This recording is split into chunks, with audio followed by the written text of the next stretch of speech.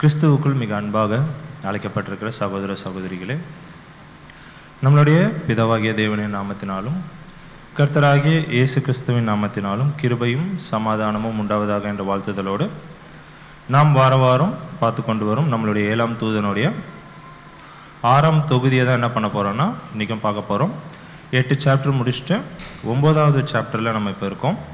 பாகம் என்னன்னு பார்த்தோன்னா 44. போன வாரம் நம்ம என்ன பார்த்தோம் அப்படின்றத ஷார்ட்டாக ரிவைஸ் பண்ணிவிட்டு என்ன பண்ணலான்னா இன்றைக்கி பாடத்துக்குள்ளே போகலாம். போன வாரம் மெயினாக என்ன பார்த்தோம் அப்படின்னா மத்தேயு 7ஆம் அதிகாரம் முதல் 2 வசனம் வாசிச்சிடலாம்.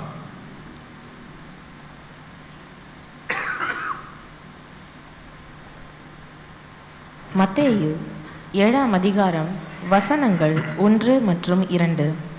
நீங்கள் குற்றவாளிகள் என்று தீர்க்கப்படாதபடிக்கு மற்றவர்களை குற்றவாளிகள் என்று தீர்க்காதிருங்கள். ஏனெனில் நீங்கள் மற்றவர்களை தீர்க்கிற தீர்ப்பின்படியே நீங்களும் தீர்க்கப்படுவீர்கள். நீங்கள் மற்றவர்களுக்கு அளிக்கிற அளவின்படியே உங்களுக்கும் அளக்கப்படும். அப்படின்னா என்ன சொல்றாரு அப்படின்னா, நீங்கள் குற்றவாளி என்று தீர்க்கப்படாதபடிக்கு மற்றவர்களை நீங்கள் என்ன பண்ணாதீங்க, குற்றவாளின்னு தீர்க்காமல் இருங்க அப்படின்றாரு. அதை சொல்லிட்டு 2ஆம் ஒரு வசனத்தில் என்ன சொல்றாருன்னா ஒரு எச்சரிப்பாக நம்மளுக்கு கொடுக்குறாரு.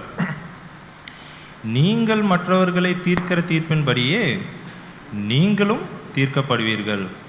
நீங்கள் மற்றவர்களுக்கு அளக்கிற அளவின்படியே உங்களுக்கும் அளக்கப்படும்.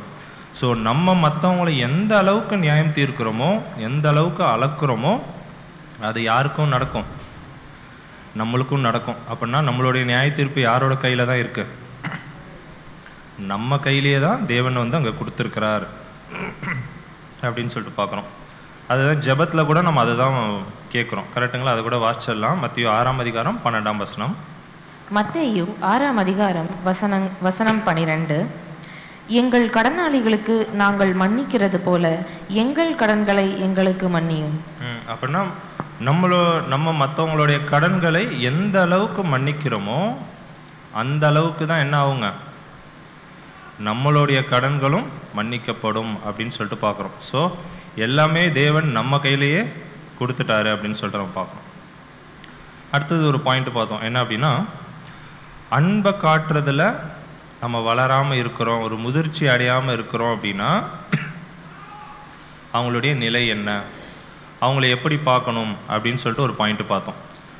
ஏன்னா அன்பில் தான் நம்மளை என்ன பண்ணுறாருங்க தேவன் நியாயம் தீர்க்கிறார். கரெக்டுங்களா? பர்ஃபெக்ட் லா ஆஃப் லவ், அன்பின் பிரமாணத்தை வச்சுக்கிட்டு தான் தேவன் ஒரு புது சிருஷ்டியும் நியாயம் தீர்க்கிறார்.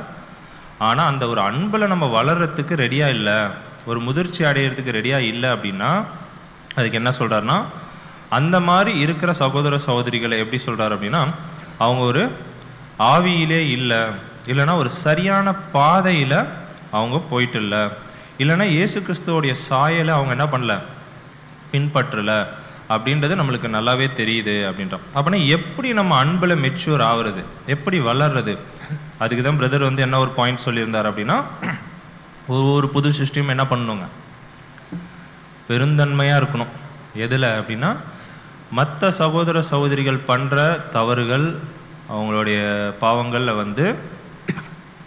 நம்ம எப்படி பார்க்கணும், உடனே நியாயம் தீர்த்துறாம ஒரு ஜெனராசிட்டியோட, ஒரு பெருந்தன்மையோட, ஒரு பெரிய மனசோட, ஒரு ப்ராட் மைண்டோட நம்ம என்ன பண்ணணும் அப்படின்னா அவங்கள மன்னிக்கிறவர்களாக அங்கே இருக்கணும். அந்த ஒரு பெரிய மனசு வேணும் அப்படின்ற இன்னொரு பாயிண்ட் நம்ம பார்த்தோம்.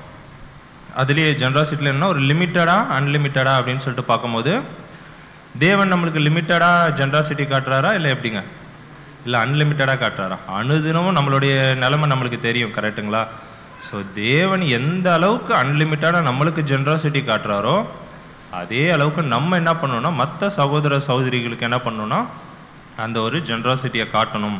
அந்த ஒரு குறுகிய மனப்பான்மையே நம்மளுக்கு இருக்கக்கூடாது அப்படின்னு சொல்லிட்டு பார்த்தோம். அடுத்தது என்ன ஒரு பாயிண்ட் சொல்லியிருந்தார் அப்படின்னா, செல்ஃபிஷ்னஸ், சுயநலம். புது சிருஷ்டிட்ட இது இருக்கவே கூடாது. ரொம்ப டேஞ்சரான ஒரு விஷயம் எது அப்படின்னா சுயநலம். இதில் இது இருந்ததுன்னா என்னென்னலாம் நடக்கும் அப்படின்னு சொல்லிட்டு சில பாயிண்ட்ஸ்லாம் சொல்லியிருக்காரு. என்ன அப்படின்னா, ஃபர்ஸ்ட் இந்த செல்ஃபிஷ்னஸ் இருக்கிறவங்க, சுயநலம் இருக்கிறவங்க என்ன பண்ணுவாங்கன்னா, அவங்களுடைய சொந்த மிஸ்டேக்ஸ் என்ன பண்ண மாட்டாங்க, அதை பற்றி கவலையே பட மாட்டாங்க. ஓகேங்களா? அதை பற்றி அவங்க டோன்ட் கேர் அப்படின்னு சொல்லிட்டு அப்படியே விட்டுருவாங்க. ஓகேங்களா? அதை பற்றி கவலையே பட மாட்டாங்க. அவங்களுடைய மிஸ்டேக்ஸுக்கு எந்த ஒரு தண்டனையும் அவங்க கொடுத்துக்க மாட்டாங்க. ஓகேங்களா? அது மட்டும் இல்லாமல் அவங்களுடைய சுயநலத்துக்காக நிறைய சிச்சுவேஷன்ஸை க்ரியேட் பண்ணுவாங்களாம். அதாவது அவங்கள காத்துக்கொள்றதுக்காக என்ன பண்ணுவாங்களாம், நிறைய சிச்சுவேஷன்ஸை க்ரியேட் பண்ணுவாங்க. அதுக்கப்புறம் வந்து பார்த்திங்கன்னா அவங்களுடைய தவறுகளை மறைக்கிறதுக்கு ரொம்ப முயற்சி பண்ணிகிட்டே இருப்பாங்க. ஸோ இதெல்லாம் பண்ணுறோம் அப்படின்னா நம்மள்ட்ட எது நல்ல உச்சகட்டத்தில் இருக்குது, சுயநலம் அப்படின்ற ஒரு விஷயம் உச்சகட்டத்தில் இருக்குது அப்படின்னு சொல்லிட்டு நம்ம பார்க்குறோம். அது மட்டும் இல்லாமல் என்ன பண்ணுவாங்களாம், மற்றவங்க பண்ணுற தவறை நோட் டவுன் பண்ணி வச்சுக்குவாங்களாம்.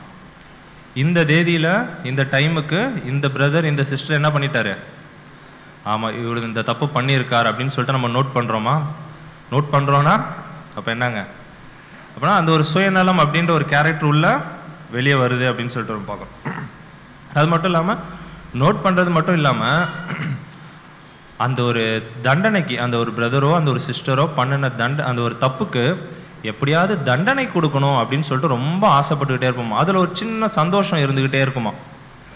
ஸோ இதெல்லாம் நம்மளுக்கு இருக்குது அப்படின்னா சுயநலத்தில் நம்ம என்ன பண்ணுறோம் அப்படின்னா உச்சகட்டத்தில் இருக்கிறோம் அப்படின்னு சொல்லிட்டு பார்க்கணும். அப்புறம் இன்னொரு பாயிண்ட் பார்த்தோம், என்ன அப்படின்னா மற்றவர்களை நியாயம் தீர்க்க ஒரு காரணம். என்ன ஒரு காரணமாக இருக்கும் அப்படின்னா நிறையா காரணங்கள் நம்ம பார்த்தோம். அதில் ஒரு காரணம் எது அப்படின்னா நிறைய படிக்கிறது. ஸோ நிறைய படிக்கிறோம், நிறைய சப்ஜெக்ட்ஸ் கேட்குறோம், வால்யூம்ஸு ரிசர்ச் பண்ணுறோம். எல்லாம் பண்ண என்ன ஆகிடுது அப்படின்னா மற்றவங்கள அந்த ஸ்டாண்டர்டுக்கு என்ன பண்ணுவோமோ நியாய தீர்ப்போம். ஒரு புது சிருஷ்டினா இப்படி தான் இருக்கணும் அப்படின்னு சொல்லிட்டு ஒரு லெவல் இருக்கும்ல. ஸோ அந்த லெவலை வச்சுக்கிட்டு நம்ம என்ன பண்ணுவோம்னா மற்றவங்கள அங்கே நியாயம் தீர்த்துட்டு இருப்போம் அப்படின்னு சொல்லிட்டு பார்க்கணும். அதுதான் சொல்கிறார் பிரதர், என்னென்னா நிறைய படிக்கிறது நல்லது தான், அது வேணான்னு சொல்லலை. ஆனால் அந்த படிப்பை அந்த ஒரு அட்வான்ஸ் ஸ்டடியை எதுக்கு யூஸ் பண்ணுங்க அப்படின்னா எப்படி நீங்கள் அந்த ஒரு பரலோகத்துக்கு போகிறது, அந்த ஒரு நீதியின் பாதையில் நடக்கிறது அப்படின்றதுக்காக நீங்கள் யூஸ் பண்ணுங்கள். அதை விட்டுட்டு அந்த ஒரு படிப்பை என்ன பண்ணாதீங்க, மற்றவங்களை நியாயம் தீர்க்கிறதுக்காக அதை தயவுசெய்து யூஸ் பண்ணாதீங்க அப்படின்னு சொல்லிட்டு சொல்கிறேன். அதுக்கப்புறம் இன்னொரு பாயிண்ட் சொல்லியிருந்தார், என்ன அப்படின்னா அதே அந்த இதில் நம்ம ஃபேமிலி மெம்பர்ஸோடைய ஒரு மிஸ்டேக்ஸையோ இல்லை ஒரு பாவங்களையோ நம்ம வெளியே சொல்லுவோமா, அதை எவ்வளோ அழகாக நம்ம மறைக்கிறோம். ஆனால் என்ன பண்ணுறோங்க எக்லீஷாவில், ஆமாம், ஏன்னா இதை ஒரு ஃபேமிலியாக பார்க்கறது இல்லை. அதனால தான் நம்ம என்ன பண்ணுறோம் அப்படின்னா மற்றவங்களுடைய குற்றங்கள் இல்லைன்னா அவங்களுடைய தவறுகளை நம்ம என்ன பண்ணிவிடுவோம் அப்படின்னா அதை மற்றவங்களுக்கு அதை பிரபலப்படுத்துகிறோம் அப்படின்னு சொல்லிட்டு பார்க்குறோம். அதுக்கு தான் அவர் சொல்கிறார், அப்படி யாராவது அந்த புது சிருஷ்டி பண்ணுறாங்க அப்படின்னா it is a shame on you அப்படின்றார். அப்படின்னா ஒரு வெட்கக்கேடான ஒரு விஷயம் எது அப்படின்னா ஒரு புது சிருஷ்டி இன்னொரு புது சிருஷ்டியை குறித்து என்ன பண்ணுறதுங்க, அவங்களுடைய பலவீனங்கள் இல்லைன்னா அவங்களோட தவறுகள் அவங்களுடைய பாவங்களை குறித்து மற்றவங்கள்ட்ட அதை குறித்து பேசுகிற விஷயம் அப்படின்னு சொல்லிட்டு பார்த்தோம்.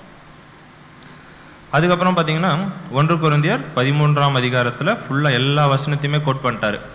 கோட் பண்ணி என்ன சொல்லிட்டாருன்னா அன்பு தான் புது சிருஷ்டிக்கு ரொம்ப ரொம்ப ஒரு தேவையான விஷயம் அப்படின்னு சொல்லிட்டு அன்பு என்னென்னலாம் பண்ணும் அப்படின்னா நீடிய சாந்தம், தெய்வம் உள்ளது, அப்புறம் பொறாமை இருக்காது அன்புக்கு, அன்பு தன்னை புகழாது, அன்பு என்ன பண்ணாது இருமாப்பாய் இராது, அன்பு அயோக்கியமானதை செய்யாது, அன்பு என்ன பண்ணுதுங்க தற்பொழிவை நாடாது. இந்த செல்ஃபிஷ்னஸ் எல்லாமே இதுக்குள்ளே வந்துடும். ஓகேங்களா? அன்புன்னு ஒரு விஷயம் இருந்ததுன்னா இது எல்லாமே என்ன ஆகிடுங்க அங்கே இருக்கும் அப்படின்னு சொல்லிட்டு போகிறோம். தற்பொழிவை நாடாது, அது என்ன பண்ணாதுங்க சினம் அடையாது, தீங்கு நினையாது, அநியாயத்தில் சந்தோஷப்படாமல் சத்தியத்தில் சந்தோஷப்படும், அன்பு சகலத்தையும் தாங்கும், அன்பு சகலத்தையும் விசுவாசிக்கும், அன்பு நம்பும், சகிக்கும், அன்பு ஒரு காலும் ஒழியாது அப்படின்னு சொல்லிட்டு என்ன பண்ணியிருந்தாருன்னா அன்பு தான் ஒவ்வொரு புது சிருஷ்டியோடைய பேஸே அப்படின்னு சொல்லிட்டு அங்கே சொல்கிறார். அதனால தான் சொல்லும் போது என்ன சொல்கிறேன்னா இப்போ யாராவது உங்கள்கிட்ட கோவப்படுத்துகிற மாதிரி பேசுகிறாங்க அப்படின்னா கூட நம்ம என்ன பண்ணணுமா, திருப்பி கோவப்படாமல் சரி அந்த பிரதர் ஏதோ தப்பாக ஏதோ ஒரு கோவத்தில் திட்டாரு அப்படின்னா அதை நம்ம எப்படி பார்க்கணுன்னா ரொம்ப சிம்பத்தியாக அங்கே பார்க்க சொல்கிறார். ஒரு இறக்க குணத்தோடு சரி அந்த பிரதர் என்ன பண்ணிட்டாரு தெரியாமல் பண்ணிட்டாரு, அதுக்காக நம்ம என்ன பண்ணணும் அப்படின்னா அங்கே இறக்கப்பட்டு சிம்பத்தி காட்டணும். திருப்பி நம்மளும் என்ன பண்ணக்கூடாது அங்கே திட்டக்கூடாது. ஸோ அந்தமாரி அவர் சொல்கிறார். அதேமாரி அன்பு இருந்தது அப்படின்னா மற்றவங்களுடைய பாசிட்டிவ்ஸை மட்டும்தான் பார்க்குமா. ஒரு எல்லார்ட்டையுமே பாசிட்டிவும் இருக்கும், நெகட்டிவும் இருக்கும். ஆனால் அன்பு இருந்தது அப்படின்னா மற்றவங்களுடைய பாசிட்டிவை மட்டும்தான் என்ன பண்ணுமா, அங்கே பார்க்குமா. அவங்களுடைய நெகட்டிவ்ஸோ இல்லை அவங்களுடைய வீக்னஸஸையோ அங்கே அது பார்க்காது அப்படின்னு சொல்கிறேன். அதேமாரி ஒருத்தரை நம்பி என்ன பண்ணலாம், ஒரு சகோதரனையோ ஒரு சகோதரியோ நம்பி எத்தனை வாட்டி ஏமாறலான்னு பார்த்தோம். 100 வாட்டி கூட ஏமாறலாம் அப்படின்னு சொல்லிட்டு நாங்கள் சொல்கிறார். அப்படின்னா இது ஏமாறுற விஷயத்தை குறித்து நாங்கள் கூட பிரதர்ஸோடு டிஸ்கஸ் பண்ணி பார்த்தோம். ஏன்னா இப்போ ஃபினான்ஸுன்னு வருதுன்னு வச்சுக்கோங்க. இப்போ ஏமாறுறோம் அப்படின்னா இப்போ யாராவது ஒருத்தர் பொய் சொல்கிறாரு, திருப்பி அவர் பொய் சொல்ல மாட்டாருன்னு நம்ம என்ன பண்ணலாம், அவரை நம்பி அந்த ஒரு விஷயத்த செய்யலாம். ஓகேங்களா. இதை மற்ற விஷயத்துக்கெலாம் நம்ம பொருந்தலாம், கேரக்டர்ஸுக்கு. இப்போ ஃபினான்ஸுக்கு நம்ம எடுத்துக்கிட்டோன்னு வச்சுக்கோங்க. ஒருத்தர்கிட்ட ஒரு 50,000 ரூபா கொடுக்குறீங்க, அவர் தரல, திருப்பி 100 வாட்டி ஏமாறணும்னு சொல்லிட்டு திருப்பி காசு கொடுத்துட்டே இருக்கலாமா? ஸோ அதை கொஞ்சம் டிஸ்கஸ் பண்ணும்போது நம்ம பிரதர்ஸ் என்ன சொன்னாங்க அப்படின்னா, ஃபினான்ஸுக்கு இது செட் ஆகாது. ஏன் அப்படின்னா இது என்ன ஆகிடும்னா, உங்களுடைய யார் அந்த பணத்தை கொடுக்குறாங்களோ அவங்களுடைய ஆவிக்குரிய வளர்ச்சி என்ன ஆகிடும், அந்த ஒரு ஓட்டம் பாதிக்கப்படும். கரெக்டுங்களா. இப்போ நம்ம ஏதோ கொடுத்துட்றோன்னு வச்சுக்கோங்க. இப்போ 1 லட்ச ரூபா கேட்குறாங்க, சரி அவ்வளோ கஷ்டப்படுறாங்களேன்னு சொல்லிட்டு கொடுத்துட்றோம். அந்த 1 லட்சத்துக்காக நீங்கள் என்ன பண்ணுவீங்க, ஓடிட்டுருப்பீங்க. கரெக்டுங்களா. எக்ஸ்ட்ரா டைம் வேலை பார்ப்பீங்க, சாட்டர்டே சண்டே கூட வேலை பார்ப்பீங்க. ஸோ உங்களுடைய ஓட்டம் என்ன ஆகும்னா அங்கே பாதிக்கப்படும். ஸோ உங்களால் எந்த அளவுக்கு கொடுக்க முடியும், அதுக்கு ஹெல்ப்பே பண்ண வேணான்னு சொல்ல, அதை நம்ம திருப்பி பின்னாடி பார்ப்போம். 11th சாப்டர் 12th சாப்டர் ஃபேமிலிஸை குறித்து பிரதர் அழகாக எழுதுறாரு. ஒவ்வொரு பாயிண்ட்டுமே புது சிருஷ்டிக்கு என்னென்ன தேவைன்னு ரொம்ப அழகாக எழுதி வச்சிருக்கிறார். ஸோ அங்கே வரும்போது அதை டீட்டெயில்டாக பார்க்கலாம். ஸோ அப்படின்னா இந்த இடத்துல காசு விஷயத்தில் நம்ம திருப்பி 100 வாட்டி ஏமாறலாமான்னா அது அங்கே செட் ஆகாது அப்படின்னு சொல்லிட்டு நான் பார்ப்போம். மற்ற விஷயத்தில் நம்ம என்ன பண்ணலாங்க, ஒரு சகோதரன்ட்டையோ ஒரு சகோதரிட்டையோ நம்ம என்ன பண்ணலாம்னா நம்பி 100 வாட்டி கூட அங்கே ஏமாறலாம் அப்படின்னு சொல்லிட்டு நம்ம பார்ப்போம். அப்படின்னா இந்த ஒரு அன்பை வச்சு தான் தேவன் என்ன பண்ணுறாரு அப்படின்னா ஒரு புது சிருஷ்டியுமே அவர் நியாயம் தீர்க்கிறார். ஸோ நம்மளுடைய நியாய தீர்ப்பு நம்மளுடைய கையில் தான் இருக்குது அப்படின்னு சொல்லிட்டு இது எல்லாமே பார்த்தீங்கன்னா போன வாரம் பார்த்தோம். இந்த வாரம் என்ன பண்ணலான்னா அடுத்த ஒரு டாபிக் உள்ள போகலாம். என்ன டாபிக் அப்படின்னா we should judge ourselves. சரி, நம்ம மற்றவங்கள நியாயம் தீர்க்கக்கூடாது. இப்போ என்ன பண்ணலாம், நம்மளை எப்படி நியாயம் தீர்க்கிறது அப்படின்ற ஒரு விஷயத்துக்குள்ளே போகலாம். வசனம் வாசிக்கலாம். 1 கொரிந்தியர் 11ஆம் அதிகாரம் 31ஆம் வசனம். 1 கொரிந்தியர் 11ஆம் அதிகாரம் 31ஆம் வசனம். நம்மை நாமே நிதானித்து அறிந்தால் நாம் நியாயம் தீர்க்கப்படுவோம். நம்மை நாமே என்ன பண்ணணுங்க, அந்த ஒரு நிதானம் இருந்தது அப்படின்னா என்ன பண்ண மாட்டோம், வாழ்க்கையில் 1000 பிரச்சனை வராமே இருக்கும். கரெக்டுங்களா. அந்த நிதானம் இல்லாததுனால தான் என்ன ஆகிட்டு இருக்கு அப்படின்னா நிறைய பிரச்சனைகளே வருது. அதனால தான் இங்கே சொல்றாரு, நம்மை நாமே நிதானித்து அறிந்தால் நாம் நியாயம் தீர்க்கப்படும் அப்படின்னு சொல்லிட்டார். அப்படின்னா எதெல்லாம் அந்த ஒரு நிதானம் வேணும் அப்படின்னு சொல்லிட்டு பார்த்தோம்னா, நம்ம பேசுகிற விஷயத்தில், கிரியைகளில், எல்லா விஷயத்துலையுமே நம்ம என்ன காட்டணும், ஒரு புது சிருஷ்டியும் என்ன காட்டணும் அப்படின்னா அந்த ஒரு நிதானத்தை அங்கே காட்டணும். இது எப்படி பிரதர் சொல்றாங்கன்னா ரொம்ப ரொம்ப ஒரு அவசியமான ஒரு விஷயம். ஒவ்வொரு புது சிருஷ்டிக்கும் நிதானம் அப்படின்ற ஒரு விஷயம் ரொம்ப ரொம்ப அவசியமான ஒரு விஷயம் அப்படின்னு சொல்லிட்டு சொல்றார். ஏன்னா நம்ம இந்த ஒரு நிதானம் இல்லாததுனால தான் நம்ம என்ன பண்ணிடுவோம்னா மற்றவங்கள ரொம்ப சீக்கிரமா என்ன பண்ணிடுவோம், நியாயம் தீர்த்துரும். யாராவது ஏதாவது சொன்னா கூட அதை யோசிக்க மாட்டோம், நிதானிச்சு பார்க்க மாட்டோம். உடனே அவங்கள என்ன பண்ணிடுவோம்னா இன்னொருத்தரை அங்கே நியாயம் தீர்த்துருவோம். நிதானிச்சு பார்த்தோன்னா ஓ இவங்க சொன்னது கரெக்டா தப்பா அப்படின்ற அந்த ஒரு நிதானம் நம்மளுக்கு இருந்ததுன்னா இந்த நியாய தீர்ப்புக்குள்ள நம்ம போய் மாட்டிக்கவே மாட்டோம். அதான் கேட்குறாரு, மற்றவங்க யாராவது நம்மளை நியாயம் தீர்த்தா நம்மளுக்கு அது பிடிக்குதா? அது சொல்றாரு, அது நம்மளுக்கு என்ன பண்ண ஹர்ட் பண்ணுமா, நம்மளுக்கு ரொம்ப கஷ்டமா இருக்குமா. யாராவது ஒருத்தர் நம்மளை நியாயம் தீர்த்துட்டு இருக்கிறாங்க அப்படின்னு நம்மளுக்கு தெரிய வந்ததுன்னா நம்மளுக்கு அது எவ்வளோ கஷ்டமா இருக்கும். ஸோ அதே மாதிரி தான் நம்ம மற்றவங்களையும் என்ன பண்ணிடக்கூடாது, அந்த ஒரு நியாய தீர்ப்புக்குள்ளே எடுத்துகிட்டு போயிடவே கூடாது அப்படின்னு சொல்லிட்டு அதுக்கு தான் எது வேணும் அப்படின்னா இந்த ஒரு நிதானம் அப்படின்ற ஒரு கேரக்டர் நம்மளுக்கு இருந்தது அப்படின்னா இந்த ஒரு தவறை நம்ம என்ன பண்ண மாட்டோம்னா சீக்கிரமாக செய்ய மாட்டோம். அதில் சொல்லும் போது தான் சொல்கிறார் என்ன அப்படின்னா வேர்ல்டு என்ன பண்ணுதான், the world has little else to talk about than gossip and scandal. உலகத்துக்கு என்னதான் வேலைங்க? ஆமா, அவங்களுக்கு அவங்க பண்றது கரெக்டு தான். ஏன்னா அவங்களுக்கு தேவன் யாருன்னு தெரியாது, கிறிஸ்து யாருன்னு தெரியாது, கிறிஸ்து ஏன் கீழே வந்தாருன்னு தெரியாது, 50 பேசிக் சப்ஜெக்ட் கேட்கல. அவங்க பண்ணலாம், கரெக்டுங்களா? இந்த காசிப்பு ஸ்கேண்டலிங் எல்லாம் அவங்க பண்ணலாம், ஓகேங்களா? இந்த கிசு கிசு பேசுறது, ஊழல் செய்யறது, இதை பற்றி இந்த உலக பிரகாரமான எவ்வளோ விஷயங்கள்லாம் இருக்கு, அதை பற்றி அவங்க செய்யலான்னு இல்லை, அது அவங்களுக்கு 1000 வருட அரசாட்சியில் அவங்களுக்கு அதை கற்றுக்குவாங்க. ஆனால் ஒரு புது சிருஷ்டியாக நம்ம என்ன பண்ணக்கூடாது, அதை செய்யக்கூடாது. அதுக்கு தான் எழுதுறாரு, but the new creation should be, ஆமாம், ப்ரிஃபரபிளி பி டம். டம்னா என்னங்க? ஊமையா இருக்கணும்னு சொல்லிட்டு நம்மளுடைய 7ஆம் தூதன் என்ன பண்றாருன்னா ஒரு புது சிருஷ்டிக்கும் ஒரு அட்வைஸ் கொடுக்குறாரு. நீங்க என்ன பண்ணிடுங்க தயவு செய்து, ஆமா, ஊமையா இருக்கிறது எவ்வளவோ நல்லது. எது வரைக்கும் அப்படின்னா, இந்த ஒரு 1,44,000 செலெக்ஷன்லாம் முடிஞ்சு தேவனோட போய் எல்லாரும் ஒன்னா சேர்ற வரைக்கும், அந்த ஒரு ப்ராசஸ் நடந்து முடிக்கிற வரைக்குமே இந்த ஒவ்வொரு புது சிருஷ்டியுமே நீங்க என்ன பண்ணுங்க அப்படின்னா, ப்ரிஃபரபிளி பி டம், ஊமையா நீங்க இருந்துருங்க அப்படின்னு சொல்லிட்டு அவங்க சொல்றாரு. அப்படின்னா எதுக்கு தான் வாயை யூஸ் பண்ணணும் அப்படின்னா, பிரதர் சொல்றாரு, உங்களோட வாயை கடவுளை துதிக்கிறதுக்கும் சத்தியத்தை குறித்து பேசுறதுக்கு மட்டும் என்ன பண்ணுங்க, யூஸ் பண்ணுங்க. வேற எந்த ஒரு விஷயத்துக்குமே அங்க யூஸ் பண்ணாதீங்க. ஏன்னா அப்போஸ்தலனாகிய பவுல் சொல்லியிருக்கிறாராம், என்னன்னா நாக்கு எப்படி அப்படின்ற ஒரு விஷயம் ரொம்ப சின்ன பொருள், ஓகேங்களா? ஆனா அது எப்படிப்பட்டதுங்க, ரொம்ப பவர்ஃபுல்லான ஒரு விஷயம், ஓகேங்களா? நாக்கு ரொம்ப சின்ன உறுப்பு தான், ஆனா அதுக்கு என்ன இருக்கான், ரொம்ப பவர் இருக்கான். அதுக்கு தான் என்ன சொல்றாரு, ஒரு புது சிருஷ்டியோடைய வாயிலிருந்து ஏதாவது ஒரு வார்த்தைகள் வந்தா கூட அதுக்கு பவர் இருக்கு அப்படின்றாரு. இப்போ ஒரு புது சிருஷ்டி மற்றவங்களை சபிக்கிறாங்க இல்லைன்னா ஆசீர்வதிக்கிறாங்கன்னா அது கூட என்னவா, அது கூட ஒரு பவர் இருக்கு. ஒரு புது சிருஷ்டி ஒருத்தரை பிளஸ் பண்றாங்கன்னு வச்சுக்கோங்க, ஆசீர்வதிக்கிறாங்கன்னு வச்சுக்கோங்க, அது பிரதர் என்ன சொல்றாருன்னா, அது அவங்களையும் அவங்களுடைய அடுத்தடுத்த சந்ததியை கூட அது பிளஸ் பண்ணுமா, அவங்க பேசுற ஒவ்வொரு வார்த்தையும். அதே ஒரு புது சிருஷ்டி தப்பான விஷயங்கள், கர்சிங்கு, ஓகேங்களா, மற்றவங்களை தூஷிக்கிற விஷயம் இல்லை சபிக்கிற விஷயங்கள்லாம் அவங்க பண்றாங்க அப்படின்னா, அது அவங்கள மட்டும் இல்லாம அவங்களுடைய அடுத்த சந்ததிக்கு கூட அது பாதிக்கும். ஸோ அந்த அளவுக்கு ஒரு பவர்ஃபுல்லான ஒரு விஷயம் எது அப்படின்னா இந்த ஒரு நாக்கு அப்படின்னு சொல்லிட்டு அங்கே சொல்றாங்க.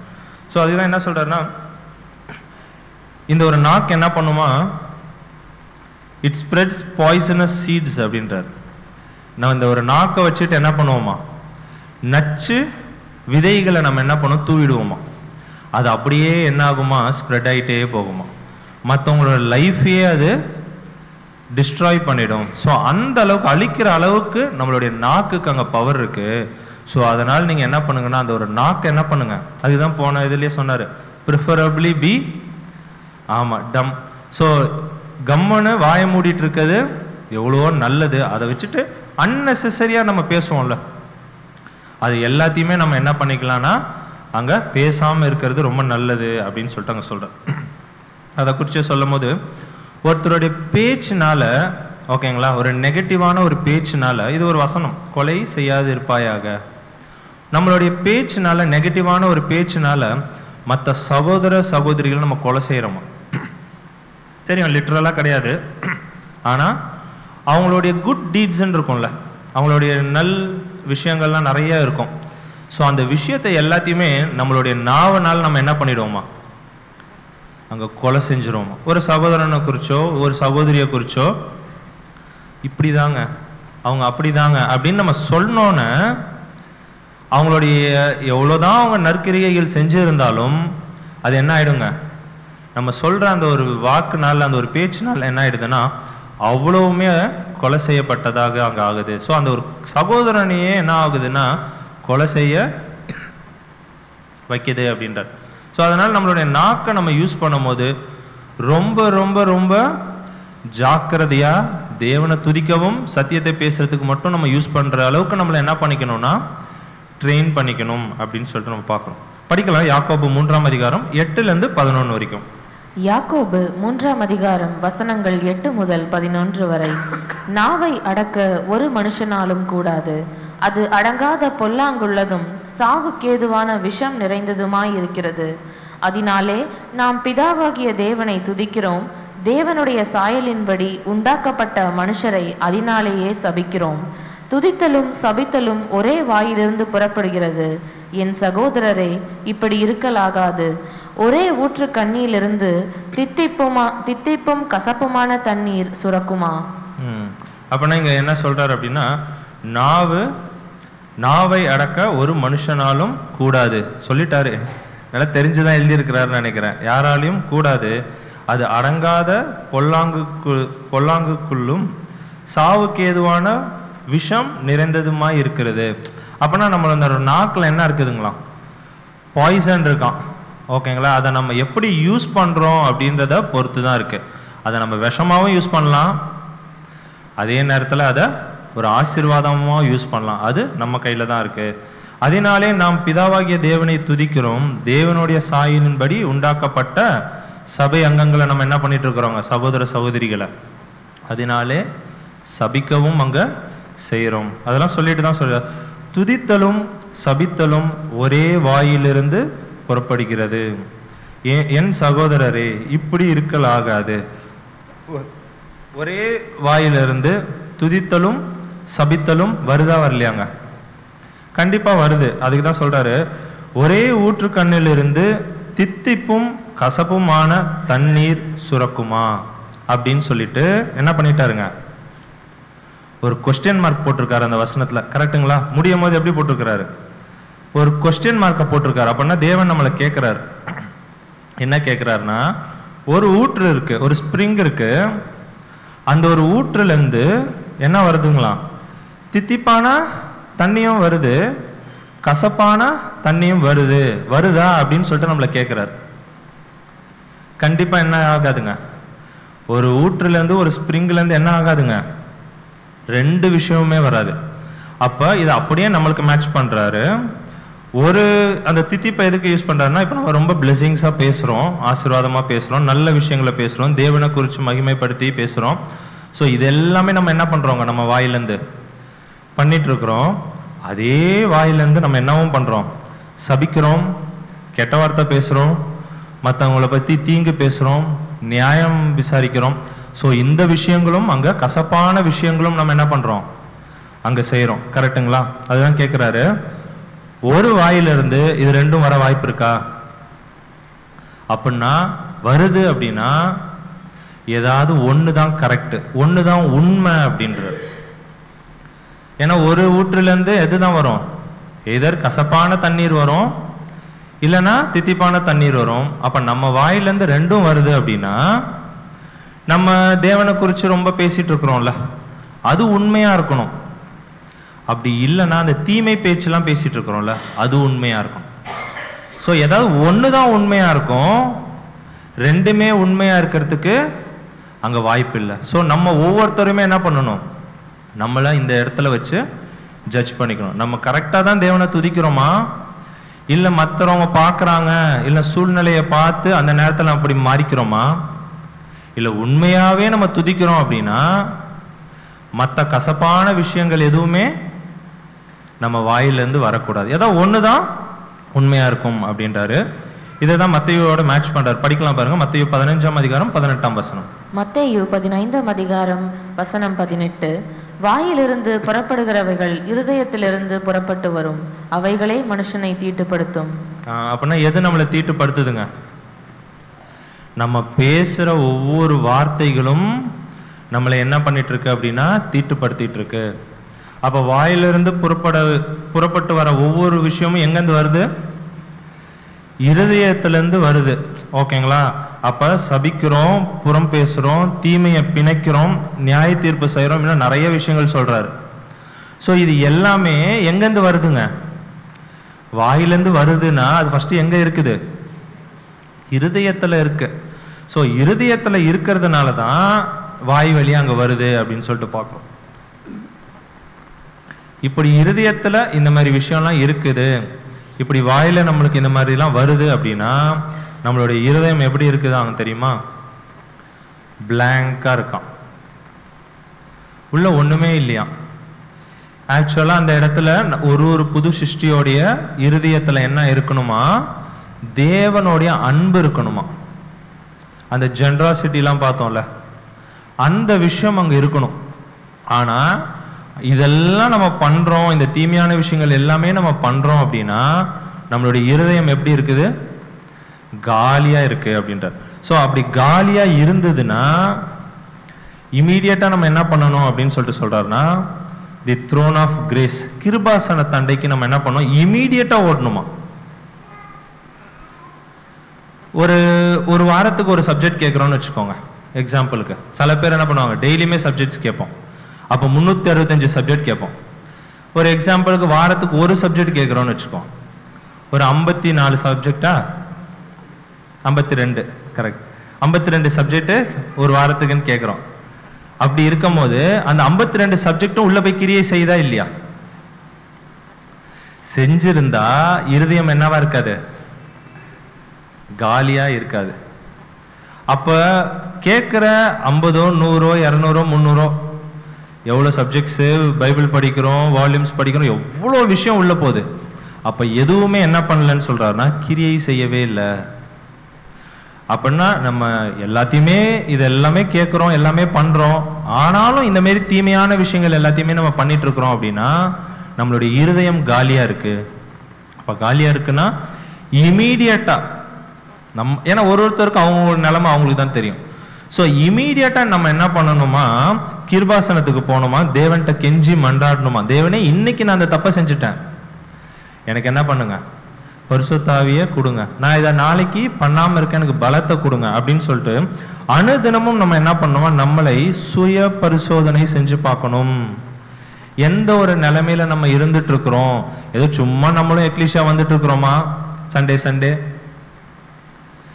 இல்ல நிஜமாவே நம்ம இந்த ஒரு ஓட்டத்துல தான் இருக்கிறோமா இல்லையா அப்படின்றது நம்ம என்ன பண்ணோம்? சுய பரிசோதனை பண்ணி அனுதினமும் தேவனுடைய அந்த ஒரு கிருபாசனத்துல போய் நிக்கணுமா. தேவனே நான் ஒரு தப்பு பண்ணிட்டேன், என்ன பண்ணுங்க, தயவு செய்து இதை மன்னிச்சுட்டு அடுத்த வாட்டி நான் பண்ணாம இருக்க எனக்கு தேவையான பரிசுத்தாவியை அதிகமா கொடுங்க அப்படின்னு சொல்லிட்டு அங்க போய் நிக்கணும். அதான் சொல்ல, யாராவது ரொம்ப பேசுறாங்களா அப்படின்னா அவங்க இருதயம் எப்படி இருக்கான்? பிளாங்கா இருக்கான், லொட்லன்னு பேசிட்டே இருப்பாங்களா. ஸோ அந்த மாதிரி யாராவது பேசிட்டே இருக்கிறாங்கன்னா அவங்களுடைய இருதயம் எப்படி இருக்குதான்? காலியா இருக்கு. அதுதான் முன்னாடியே போட்டார், என்ன போட்டாருங்க? ப்ரிஃபரபிளி பி டம். அப்படின்னா ஒரு புது சிருஷ்டியும் அப்படிதான் இருக்கணும், அது நல்லது அப்படின்றார். இதோட இன்னொரு விஷயம் சொல்றார், அதான் நம்ம தீமை பேசுறது இதெல்லாம் இருக்குது. இது இல்லாம மற்றவங்க பேசுற தீமையை ரொம்ப ரசிச்சு கேட்டுட்டு இருப்போம்ல, அது சொல்றாரு ரொம்ப இம்பார்ட்டண்டான ஒரு பாயிண்டாம். என்ன அப்படின்னா, மற்றவங்க பேசுற தீமைகளை இல்லை அன்வான்ட் டாக்ஸை நம்ம என்ன பண்ணுவோம்னா ரொம்ப அது ப்ளஷரோட கேட்போமா, அதுல நம்மளுக்கு ஒரு ஆசை இருக்குமா, அதை என்ன பண்ணிட்டு இருப்போம் அப்படின்னா உட்காந்து கேட்டுட்டு இருப்போம். யாருக்காவது ஒரு ஃபோனை போட்டு என்ன பண்றதுங்க, லைட்டா ஸ்டார்ட் பண்ணி விட்டு அவங்க பாட்டு பேசிட்டே இருப்பாங்க, கரெக்டுங்களா? அதை உட்காந்துட்டு நம்ம என்ஜாய் பண்றது. இது அதோட மோசமான விஷயமா. அதான் நம்ம பேசுறதோட மற்றவங்க பேசுறத கேட்குறோம்ல, அது இன்னும் மோசமான ஒரு விஷயம். அப்படி இது அதான் சொல்ல, இது எல்லாமே நம்ம விழுந்து போன மாம்சத்தோடைய ஒரு கிரியைகள் தான். ஆனா இந்த மாதிரிலாம் நம்மள்ட்ட இருக்கு அப்படின்னா இமீடியட்டா நம்ம என்ன பண்ணிக்கணும்னா இது எல்லாத்தையுமே அங்க மாத்திக்கணும் அப்படின்னு சொல்லிட்டு சொல்றாரு. படிக்கலாம் பாருங்க, கலாத்தியர் 5ஆம் அதிகாரம் 19 to 21. கலாத்தியர் 5ஆம் அதிகாரம் வசனங்கள் 19 முதல் 21 வரை. மாம்சத்தின் கிரியைகள் வெளியரங்கமாய் இருக்கின்றன, அவை யாவன. அது என்ன ஒரு லிஸ்ட் போடுறாரு பிரதர். ஸோ இதெல்லாம் நம்மள்ட்ட என்ன பண்ணக்கூடாதுன்னா இருக்கக்கூடாது அப்படின்னு சொல்லிட்டு ஒரு லிஸ்ட் போடுறாரு, படிக்கலாம். விபச்சாரம், வேசித்தனம், அசுத்தம், காம விகாரம், விக்கிரக ஆராதனை, பில்லி சூனியம், பகைகள், விரோதங்கள், வைராக்கியங்கள், கோபங்கள், சண்டைகள், பிரிவினைகள், மார்க்க பேதங்கள், பொறாமைகள், கொலைகள், வெறிகள், களியாட்டுகள் முதலானவைகளே. இப்படிப்பட்டவைகளை செய்கிறவர்கள் தேவனுடைய ராஜ்யத்தை சுதந்திரிப்பதில்லை என்று முன்னே நான் சொன்னது போல இப்பொழுதும் உங்களுக்கு சொல்லுகிறேன். அப்படின்னா ஒரு பெரிய லிஸ்ட் கொடுக்குறாரு பிரதரு. அதில் நம்ம ஸ்டார்டிங்கில் பார்க்கும்போது தான் இதெல்லாம் நம்ம பண்ணாத மாதிரியே இருக்கும், கரெக்டுங்களா? விபச்சாரம், வேசிதனம், அசுத்தம், காம விகாரம், சரி இதெல்லாம் நம்ம பண்ணலையே அப்படின்னு அப்படியே கீழே வந்தோம் அப்படின்னா வைராக்கியமா இருக்கிறோமா? யார்கிட்ட அந்த சகோதரன்ட்ட நான் பேசவே மாட்டாங்க அப்படின்னு வைராக்கியமா வச்சுட்டு இருக்கிறோமா? கோபம் வருதா? சண்டை போடுறோமா? அப்ப பார்த்துக்கோங்க, ஒரு புது சிருஷ்டிக்கு இது எதுவுமே இருக்கக்கூடாது. பிரிவினை இருக்கா? அதே மாதிரி சொல்லிட்டே வர்றாரு. ஓகேங்களா? ஸோ இந்த லிஸ்ட் எல்லாத்தையுமே கொடுத்துட்டு இது எல்லாமே இருக்குது அப்படின்னா அவர் கிளியரா சொல்லிட்டார், திரைக்கு அப்பால நீங்க போக மாட்டீங்க. ஓகேங்களா? ஒரு புது சிருஷ்டியும் ரொம்ப விழிப்புள்ளவர்களா இருக்கணும். இந்த மாதிரி விஷயத்துல நம்ம அதுதான் சொல்ல, ப்ரிஃபரபிளி டம்மா இருக்கிறது எவ்வளோ நல்லது. ஓகேங்களா? ரொம்ப விழிப்புள்ளவர்களா இருக்கணுமா ஒரு புது சிருஷ்டியுமே. இதுல ஏதாவது நம்ம மாட்டிக்கிட்டோம் அப்படின்னா கண்டிப்பா நம்மளால திரைக்கு அப்பால போக முடியாது. அப்படின்னா எப்படி இருக்கணும் அப்படின்றதுக்கு ஒரு லிஸ்ட் கொடுக்கிறார். படிக்கலாம். 1 பேதுரு 1 5-10. 1 பேதுரு 1 வசனங்கள் 5-10 வரை. கடைசி காலத்திலே வெளிப்பட ஆயத்தமாக்கப்பட்டிருக்கிற ரட்சிப்புக்கு ஏதுவாக விசுவாசத்தை கொண்டு தேவனுடைய பலத்தினாலே காக்கப்பட்டிருக்கிற உங்களுக்கு அந்த சுதந்திரம் பரலோகத்தில் வைக்கப்பட்டிருக்கிறது. இதிலே நீங்கள் மிகவும் சந்தோஷப்படுகிறீர்கள். என்றாலும் துன்பப்பட வேண்டியது அவசியமானதால் இப்பொழுது கொஞ்ச காலம் பலவிதமான சோதனைகளாலே துக்கப்படுகிறீர்கள். அழிந்து போகிற பொன் அக்கினியினாலே சோதிக்கப்படும்.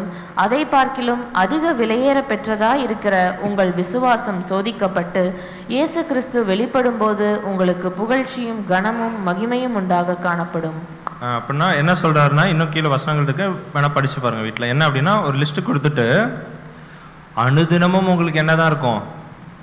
சோதனை இருக்க தான் செய்யும். சோதனை இல்லாமலாம் என்ன பண்ண முடியாது? திரைக்கு அப்பால்லாம் போக முடியாது. ஸோ அனுதினமும் உங்களுக்கு சோதனை இருக்கும். எப்படி இயேசு கிறிஸ்து அதை ஜெயிச்சாரோ அதே போல் நீங்களும் என்ன பண்ணணும்னா அங்கே ஜெயிக்கணும். அதுக்கு தான் பேஸாக இது எல்லாமே இருக்கணும்னா என்னென்னா, பேஸாக என்ன வேணும்னா அவர் என்ன சொல்கிறாருன்னா, ட்ரூ பிரதர்லி ஃபெலோஷிப், அந்த ஒரு அன்பு, ஒரு உண்மையான சகோதர ஸ்நேகம் அங்கே இருக்கணும். சகோதர ஸ்நேகத்தையும் தாண்டி உண்மையான, அப்படின்னா என்ன, சகோதரர் பார்க்கும் போது என்ன பண்ணுவோம்? சிரிச்சு பேசி பழகி எல்லாம் பண்ணுவோம். வெளியே போயிட்டு அவங்கள குறித்து தீமை பேசிட்டு இருப்போம். கரெக்டுங்களா? வந்துட்டு போனாங்கன்னா பார்க்கும் போதெல்லாம் ரொம்ப கேஷுவலாக ரொம்ப ஜாலியாக பேசிட்டு இருப்போம். இவர் இருக்கிறாரு பாருங்க அப்படிதான் சொல்லிட்டு ஸ்டார்ட் பண்ணுவோம். கரெக்டுங்களா? ஸோ அதுதான் சார், ட்ரூவான ஒரு பிரதர்லி ஃபெலோஷிப் என்ன பண்ணணுமா, அந்த ஒரு அன்பு என்ன பண்ணணுமா ஒவ்வொரு புது சிருஷ்டிக்கும் அங்கே இருக்கணும் அப்படின்னு சொல்லிட்டு நம்ம பார்க்குறோம். படிக்கலாம். யாக்கோபு 3 14 மற்றும் 15 வசனம். யாக்கோபு 3 வசனங்கள் 14 மற்றும் 15. உங்கள் இருதயத்திலே கசப்பான வைராக்கியத்தையும் விரோதத்தையும் வைத்தீர்களானால் நீங்கள் பெருமை பாராட்டாதிருங்கள், சத்தியத்திற்கு விரோதமாய் பொய் சொல்லாமலும் இருங்கள். இப்படிப்பட்ட ஞானம் பரத்திலிருந்து இறங்கி வருகிற ஞானமாய் இராமல் லௌகீக சம்பந்தமானதும் ஜென்ம சுபாவத்துக்குரியதும் பேய்த்தனத்துக்கு அடுத்ததுமாய் இருக்கிறது. அப்படின்னா என்ன பிரதர் இங்க சொல்றாரு அப்படின்னா, உங்கள் இருதயத்தில் கசப்பான வைராக்கியம் வச்சிருக்கிறோமா, ஒரு விரோதம் இருக்கா, அதெல்லாம் வச்சுக்கிட்டு நீங்க பெருமை பாராட்டாதீங்க. எதுக்கு பெருமை பாராட்டோம்னா, நான் சத்தியத்தில் இருக்கிறேன், பக்கத்து வீட்டில் இருக்கவங்க என்னங்க, நம்மளுடைய ரிலேஷன்ஸ் என்னங்க, அவங்கள பார்க்கும்போது நம்ம எப்படி பார்ப்போம்? தேவன் எனக்கு மட்டும்தான் சத்தியத்தை வெளிப்படுத்தி இருக்கிறார். நம்ம ரிலேஷன்ஸை பாபிலோன். கரெக்டுங்களா? அந்த ஒரு மைண்ட் செட் வருது. அப்படின்னா நம்மளுக்கு என்ன வருதுங்க, அங்கே ஒரு பெருமை வருது. அதுக்கு தான் சொல்ற, பெருமை பாராட்டாது இருங்கள், சத்தியத்திற்கு விரோதமாய் பொய் சொல்லாமலும் இருங்க. அப்படின்னா சத்தியத்தில் ஒருத்தவங்க இருக்கிறாங்க அப்படின்னாவே அவங்க என்ன பண்ண மாட்டாங்க, இந்த மாதிரி எந்த ஒரு தப்பான விஷயமுமே பண்ண மாட்டாங்க. புரியுதுங்களா? ஸோ இப்போ இதெல்லாமே நம்மளுக்கு இருக்குது அப்படின்னா நம்ம அங்கே என்ன பண்ணக்கூடாது, பெருமை பாராட்டாம இருக்கிறது நம்மளுக்கு ரொம்ப நல்லது அப்படின்னு சொல்லிட்டு அதான் கேட்குறாரு.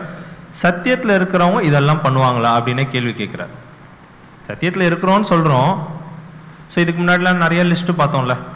ஸோ அதெல்லாம் கேட்குறாரு. ஸோ இதெல்லாம் ஒரு சத்தியத்தில் இருக்கிறவங்க பண்ணுவாங்களா, ஒரு ஈவில் ஸ்பீக்கிங் பண்ணுவாங்களா, மற்றவங்கள நியாயம் தீர்ப்பாங்களா அப்படின்னா அங்கே நம்ம என்ன பண்ணிட்டு இருக்கிறோமா, பொய் சொல்லிட்டு இருக்கிறோம். சத்தியத்தில் இருக்கிறோம்னு சொல்லிட்டு நம்ம என்ன பண்ணுறோம், பொய் சொல்லிட்டு இருக்கோம். அதுதான் சொல்கிறார், இது பரத்திலிருந்து வந்த ஞானம் இல்லை, இப்படிப்பட்ட ஞானம் பரத்திலிருந்து இறங்கி வருகிற ஞானமாய் இராமல். அப்படின்னா தேவனுடைய ஸ்பிரிட்டு கிடையாது. புரியுதுங்களா? லௌகீக சம்பந்தமானதும் ஜென்ம சுபாவத்திற்குரியதும் பேய்த்தனத்துக்கு அடுத்ததுமாய் இருக்கிறது. அப்படின்னா நம்மளை என்னன்னு அப்படி பண்றவங்களை என்னன்னு சொல்றாங்க? பேய்த்தனம்.